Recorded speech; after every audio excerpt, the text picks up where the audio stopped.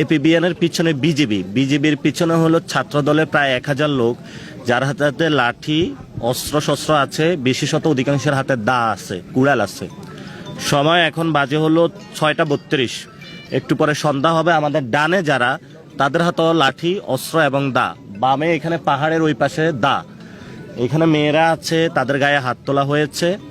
SP যিনি এখানের MP, উনি বলছে ঠিক আছে আমরা যাইতে পারি, কিন্তু পুলিশ বলতেছে ঊর্ধ্বতন কর্মকর্তা কে, নাম বলার জন্য নাম আর বলে না তারা। তাহলে সেটা কি সালাউদ্দিন সাহেব নাকি তারেক রহমান, সেই প্রশ্নটা আমরা করতে চাই।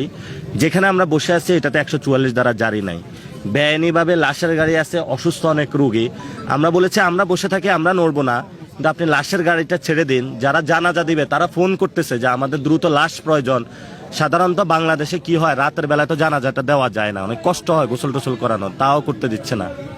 তো এটা আসলে আমরা একটা অসভ্য বাংলাদেশে আছি, যে বাংলাদেশে হলে পুলিশ দলীয়ভাবে ব্যবহার করা হচ্ছে। এবং আমরা বলেছি ওইখানে আমাদের 5 সদস্যের একটা প্রতিনিধি দল যাবে, যারা হলো মামলা দিবে, সেটাও করা হচ্ছে না। আমরা এমন একটা পরিস্থিতিতে আছি এখন।